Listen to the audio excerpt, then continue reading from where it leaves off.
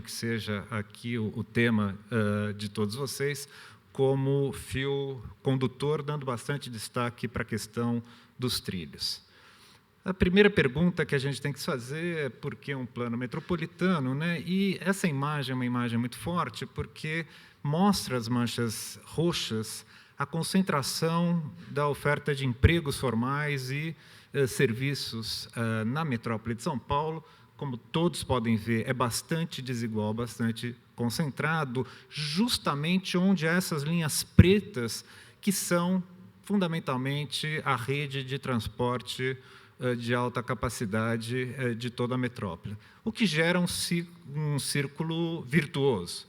Quanto mais oferta de infraestrutura de mobilidade, mais atração e reforço da centralidade. Quanto mais centralidade, mais investimento se recebe para ampliar a capacidade de acessibilidade a essa centralidade.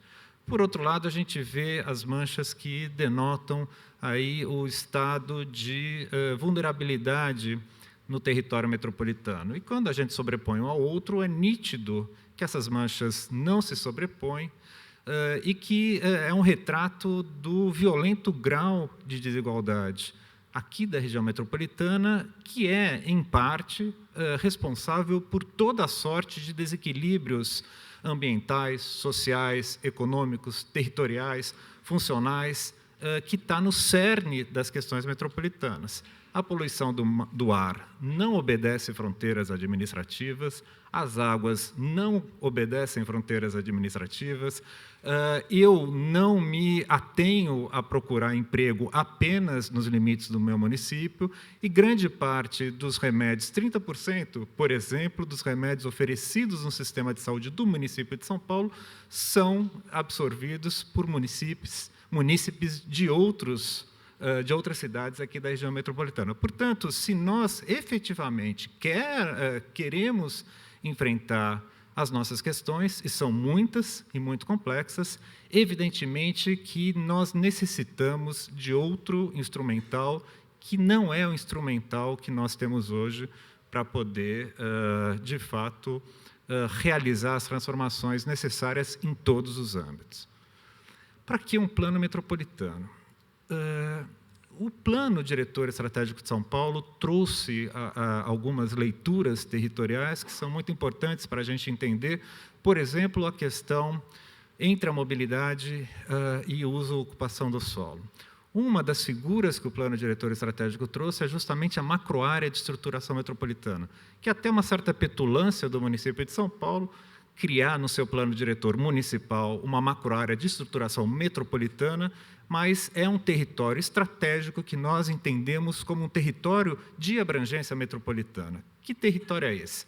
Essa mancha vermelha, que fundamentalmente ela coincide com a mancha das principais várzeas e planícies fluviais dos principais rios da bacia do Alto Tietê, ou Bacia de São Paulo, como a Saber sempre chamou, onde, muito tempo atrás, a partir do século XIX, se implantou a rede ferroviária, que, como todos sabem, foi um dos grandes sustentáculos de todo o desenvolvimento fabril e urbano que a metrópole vivenciou e que gerou justamente a concentração de todo o parque fabril que fez de São Paulo a maior metrópole industrial do Hemisfério Sul ao longo dessa orla, tanto ferroviária quanto fluvial.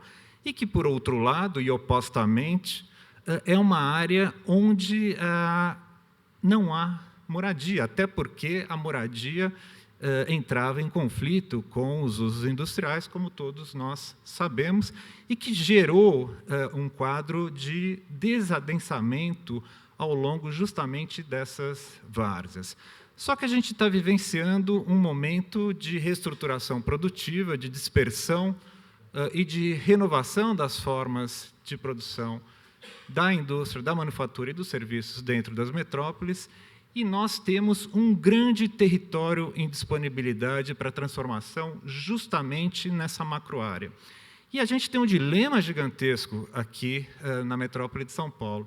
A gente sabe, por dados do IBGE, que em torno de 2040 a 45, felizmente, a população vai estancar e até ligeiramente começar a decrescer. A má notícia é que até lá nós ainda ganharemos 2 milhões de novas almas na metrópole, 1 milhão apenas no município de São Paulo. E onde a gente vai colocar toda essa população? Não podemos ir para o Grajaú, afinal de contas, a gente sabe do impacto disso na produção de água e na nossa segurança hídrica. Também não podemos avançar sobre os bairros consolidados, onde movimentos legítimos de moradores clamam, e foi uma batalha muito importante ao longo do PDE, a manutenção das suas características de bairro, das suas identidades locais, das suas pré-existências cotidianas. Onde é que a gente vai abrigar esse 1 milhão de pessoas? A boa notícia, mais uma vez, é que, em função da enorme disponibilidade de terra ao longo dessa macroárea de estruturação metropolitana, nós já identificamos mais área suficiente para a transformação de algo em torno a 300 e tantas mil novas unidades de moradia. Portanto, em tese, temos área disponível para recepcionar. Mas também não basta apenas a questão da habitação, já que a gente está sofrendo esse processo de reestruturação produtiva, é muito mais complexo, inclusive transcende a própria metrópole de São Paulo. A gente precisa pensar em como renovar a base produtiva da cidade. Uma questão fundamental que diz respeito a transportes, por exemplo, é a questão logística. E reparem, essas manchas roxas são exatamente as zonas ZPIs, zonas de preservação industrial, recém-gravadas no zoneamento da cidade, que basicamente elas se encontram justamente na macroárea de estruturação metropolitana, por razões óbvias, é onde chegam as nossas rodovias, por onde passa a nossa ferrovia, e é muito importante para a gente enfrentar a questão logística se nós tivermos instrumentos de regulação da ocupação do solo que são eminentemente municipais, porque sem uma regulação específica, a atividade logística não consegue competir com a remuneração do valor do uso do solo para outras atividades imobiliárias. Portanto, é fundamental esse instrumento municipal. E a gente vê nessa imagem como a macroárea de estruturação metropolitana é o hub de articulação, não apenas rodoviário, mas fundamentalmente ferroviário, que é exatamente essa peça que conecta a nossa malha pré-existente, que conecta o município com a metrópole, com a macrometrópole. Para isso, a gente precisa, para pensar tudo isso, a gente precisa outra forma de gestão compartilhada de todas essas questões. O município enviou um projeto de lei à nossa Câmara, recentemente, que é a Operação Urbana Consorciada Bairros do Tamanduateí, que tem uma questão muito complicada que ainda não foi resolvida, que é exatamente a coexistência dos interesses legítimos da MRS, que opera nesse local e que quer fazer um terminal intermodal para a logística intrametropolitana, os interesses legítimos da população que quer as áreas subutilizadas da Superintendência do Patrimônio da União para a construção de parques de atendimento à população residente, os interesses legítimos da Companhia do Metrô, que projeta a linha que vem de São Bernardo e que também disputa essas mesmas terras para uma estação terminal e um pátio de manobras, e os interesses legítimos da região do ABC, que compartilha dessa linha, e os interesses legítimos do município de São Paulo, que tenta fazer uma grande orquestração de todos esses interesses, que, como em toda e qualquer cidade, são interesses em disputas. E, ainda que nós tenhamos um diálogo profícuo com o governo do Estado, eu e o Jurandir conversamos muito, na época que o Jurandir ainda era secretário, exatamente sobre essa questão, mas a gente não pode depender do voluntarismo dos secretários de ocasião para conversarem ou não e tentarem equacionar essas questões. A gente precisa de instâncias institucionais para que, de fato, isso possa ser realizado. Para isso, um plano metropolitano e instâncias de governança metropolitana que precisam ser construídas. A segunda questão do plano diretor, muito importante também do ponto de vista dos transportes, é o que nós chamamos os eixos de estruturação da transformação urbana.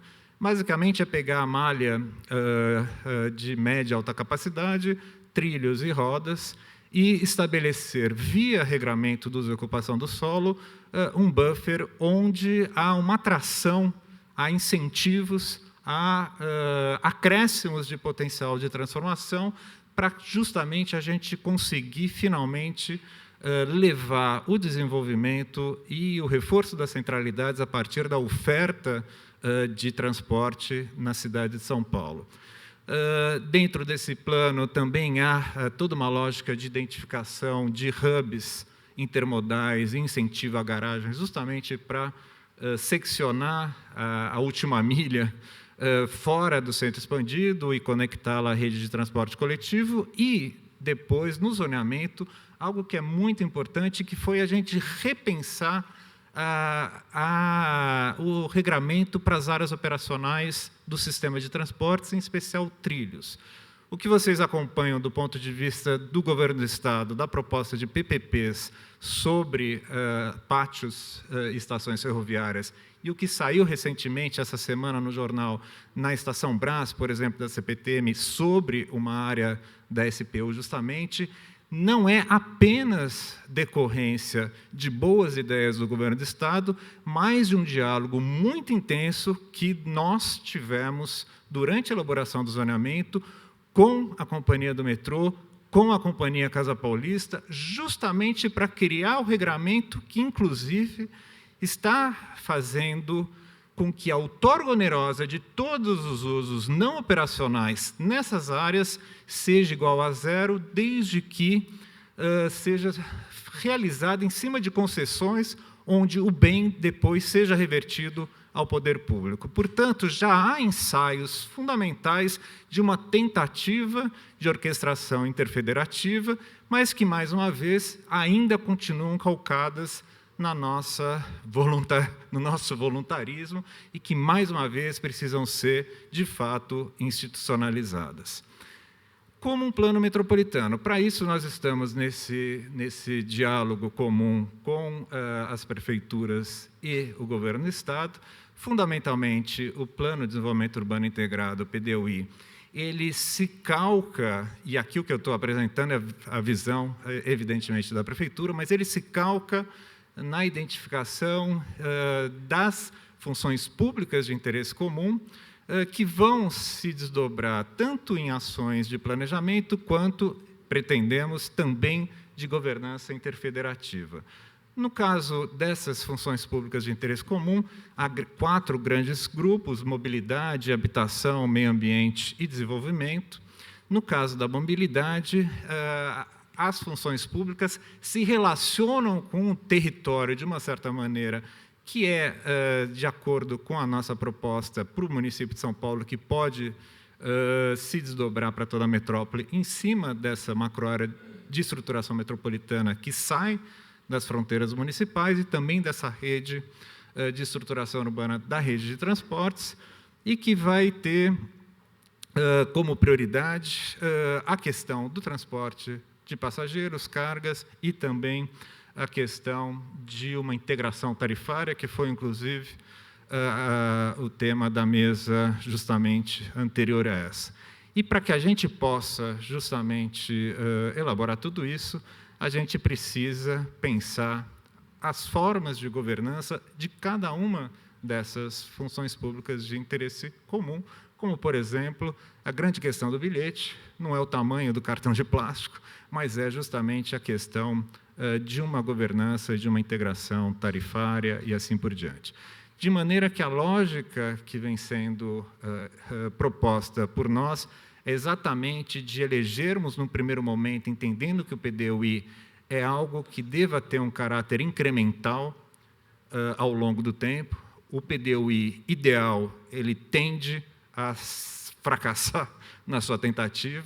O ideal é inimigo do possível, num primeiro momento, e nós, focando em funções públicas de interesse comum, em diretrizes para essas funções públicas comuns, em identificação das formas de territorialização dessas funções públicas de interesse comum, também nas áreas de intervenção metropolitana, que são aquelas como dos nós, das estações de trem e metrô, que possam ser áreas onde haja uma ação concertada, interfederativa, efetiva de transformação do território,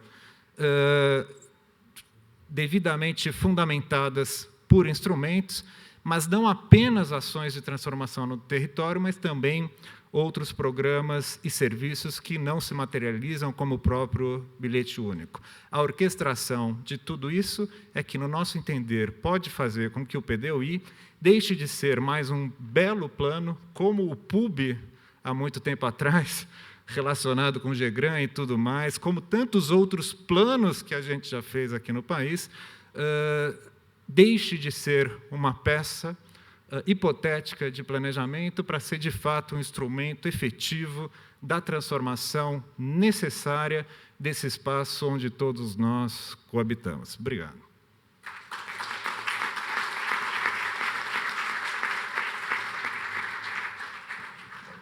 Obrigado, Fernando. Eu acho que, com a sua brilhante apresentação, nós percorremos o estado da arte na questão da governança e da efetividade da ação metropolitana.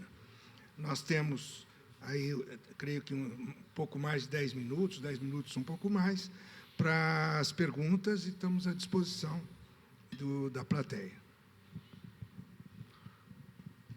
Nosso assistente está com o microfone. Caso alguém tenha alguma dúvida, pergunta, é só levantar o braço e identificar-se, por gentileza.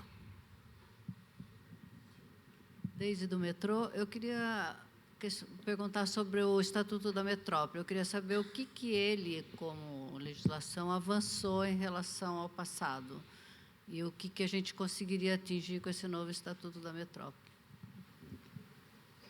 Pedretti, vou pedir para você responder. O Estatuto da Metrópole ele tem como objetivo o estabelecimento de diretrizes pela União, aliás, isso está na Constituição Federal, para os estados e os municípios, objetivando, então, a criação de regiões metropolitanas, aglomerações urbanas e micro-regiões e os respectivos sistemas de governança. Na verdade, nós sempre sentimos falta de um estatuto que viesse ser editado e trabalhado pela União, orientando, então, estados e municípios na condução desta questão metropolitana. Um exemplo da falta de uma certa organização ou de compartilhamento de ações entre os 3 entes federados é que hoje nós temos no Brasil em torno de quase 80 regiões metropolitanas. Nós fazemos parte do FINEM, a Implaza hoje ocupa a presidência do FINEM, que é o Fórum Nacional de Entidades Metropolitanas, e até é difícil a gente mensurar, porque a cada dia vai se criando uma região metropolitana. E por que se cria uma região metropolitana nesses aspectos?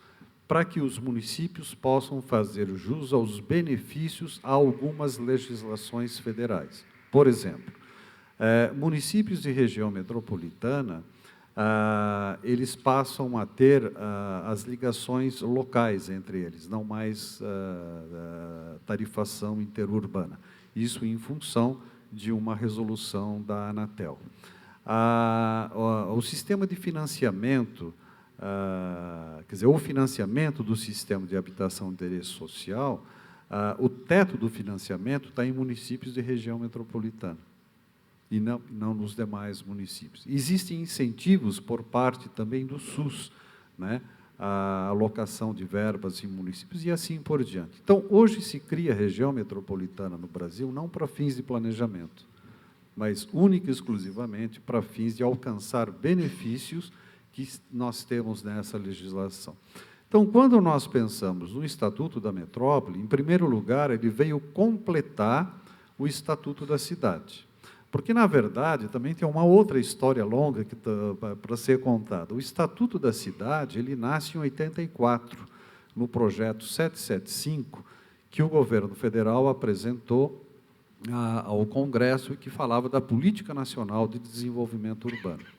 E esse é um projeto que foi elaborado, inclusive, com a participação do pessoal da FUPAM e outras pessoas. Muito bem. Com a Constituição de 88, e com a inclusão dos artigos 182 e 3 na Constituição, que falam da política municipal, esse projeto sofreu uma alteração e passou a tratar da política urbana e não da política de desenvolvimento nacional. E aí é aprovado o Estatuto da Cidade. Mas, apesar, no fim da tramitação do projeto de lei, existia um capítulo referente à região metropolitana que foi retirado. Então, a nossa ideia, na época, foi de completar ou complementar o Estatuto da Cidade, criando, então, esse Estatuto da Metrópole, para o que a União pudesse, então, estabelecer